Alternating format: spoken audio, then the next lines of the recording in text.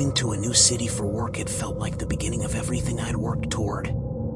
After years of climbing the corporate ladder, I'd finally landed a position that could change my trajectory entirely. The salary was good, the opportunities were endless, and for the first time in my adult life, I felt like I was exactly where I was supposed to be. The house I'd found online seemed perfect for my needs, nothing fancy, but well-maintained and reasonably priced. The photos showed clean rooms with good natural light, and the virtual tour had convinced me it would suit me perfectly. I'd put down a deposit and signed a lease without ever seeing it in person, trusting in the landlord's reputation and my own research. The logistics of a long-distance move meant the movers would arrive and unload everything a full week before I could get there myself. It was an arrangement that made me nervous, but the landlord had been accommodating, agreeing to let the movers in and ensuring everything would be waiting for me when I finally arrived. I spent that week imagining how I'd arrange my furniture, planning which room would become my office, daydreaming about the fresh start that awaited me. The anticipation built with each passing day until finally, on a Monday evening in late September, I made the drive to see my new home for the first time. The neighborhood was quiet and tree-lined, exactly what I'd hoped for. The house itself looked just like the photos, a modest single-story with a welcoming front porch and well-maintained yard. As I pulled into the driveway, I felt a surge of satisfaction. This was going to work out perfectly. Inside, however, was chaos. The movers had done their job, but without my guidance, everything had been placed wherever it would fit. Boxes were stacked everywhere, furniture sat in random configurations, and navigating from room to room required careful stepping over and around my scattered possessions. It looked like a warehouse explosion rather than a home. But the layout of the house was interesting, more so than the photos had suggested. The living areas were clustered on one side, kitchen, living room, dining area all flowing together. On the opposite side, a long hallway led to all the bedrooms and bathrooms, creating a clear separation between public and private spaces. It would take some getting used to, but I could see the potential. Exhaustion hit me harder than I'd expected. The drive had been long, the day had been stressful, and the sight of all the unpacking ahead of me was overwhelming. I decided to focus on just one task, getting my bed set up so I could sleep. Everything else could wait until tomorrow. The master bedroom was at the end of the long hallway, spacious and filled with evening light from two large windows.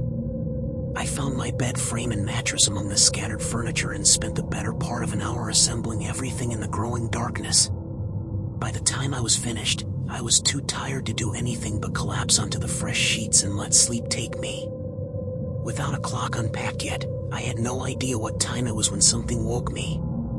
At first, I thought it might be the house settling. Old houses make noise, after all, and I was still getting used to the sounds of my new environment.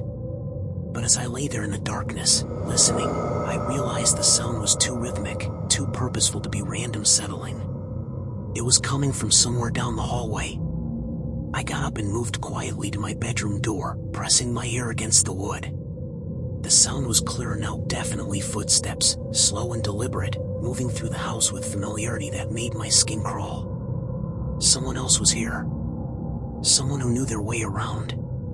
I opened the door carefully, peering into the hallway. It was pitch black, but I could hear the footsteps more clearly now. They seemed to be moving through the living areas, the sound carrying down the long corridor to where I stood frozen in fear. My hand found the light switch, and a sudden illumination made me blink. The hallway was empty, stretching away from me toward the living room, but now the footsteps had stopped. The silence was somehow worse than the sound had been, loaded with the awareness of mutual discovery. I forced myself to move forward, checking each room as I made my way toward the living room. Everything looked the same as when I'd gone to bed, boxes stacked haphazardly, furniture placed randomly by movers who'd had no guidance about where things belonged. But now I was looking more carefully, and that's when I saw them. Footprints. Muddy impressions scattered throughout the living room, weaving between the boxes and furniture. They were everywhere, crisscrossing the space like someone had spent considerable time exploring, examining, familiarizing themselves with the layout and contents of my new home. The realization hit me like a physical blow. These weren't fresh prints from tonight. The mud was dry, the impression settled. Someone had been in this house multiple times, walking through my belongings, learning the space while I was still hundreds of miles away. I called the police with shaking hands, trying to explain the situation while my mind raced through the implications. How long had someone been coming and going? What had they been doing here? Were they the reason the movers had found the door unlocked when they arrived? The officers who responded were thorough but found no signs of forced entry. No broken windows, no damaged locks, no obvious explanation for how someone had gained access. They suggested that whoever had been here had likely found a way in during the week when the house was full of my belongings but otherwise empty, a perfect opportunity for someone to explore without being detected. After they left, I spent hours going through my boxes, checking to see if anything was missing. But everything seemed to be there, which was almost more disturbing than if something had been stolen. If they weren't here to take my things, why had they been here at all? What had they been looking for, or planning, or waiting for? The next few days passed in a haze of unpacking and hypervigilance. Every sound made me freeze, every shadow seemed suspicious. I changed the locks, installed new deadbolts, and even had a security system put in. But the feeling of violation lingered, the knowledge that someone had been in my space, among my things, learning about me in my absence. It was 3 days later when the real horror revealed itself. I was finally making progress on unpacking, starting to feel like the house might actually become a home, when I decided to move some boxes from the bedroom to make space for a dresser. That's when I saw them footprints leading from the bedroom door right up to where my bed now sat. But these weren't the same muddy prints from the living room. These were cleaner, more recent, and they told a story that made my blood run cold. Someone had been in my bedroom. They had walked right up to my bed. The depression in the mattress beside where I'd been sleeping suggested they had sat there, watching me in the darkness. The night I'd heard footsteps and woken up, thinking someone was in the living room, they hadn't been exploring the house. They had been in my bedroom, sitting beside my sleeping form, and when I'd gotten up to investigate, they had run. I was packed and gone within hours. The landlord was surprisingly understanding about breaking the lease, which made me wonder if this had happened before. He was too eager to help, too quick to offer solutions, too willing to let me out of a binding contract without penalty. When I pressed him about the security of the house, about whether other tenants had reported similar issues, his answers were vague and evasive.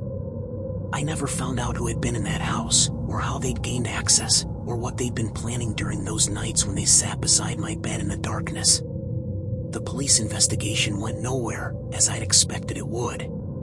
No evidence, no witnesses, no leads to follow. Sometimes I wonder what would have happened if I hadn't woken up that night, if I hadn't gotten up to investigate the sounds. Would they have escalated from watching to touching? From observing to acting?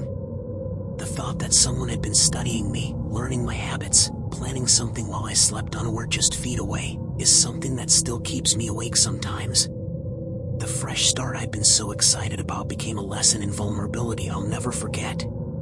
No matter how safe a place looks, no matter how careful you think you're being, there are people who see opportunity where you see security. And sometimes the most dangerous moments are the ones you sleep through, never knowing how close you came to something unspeakable.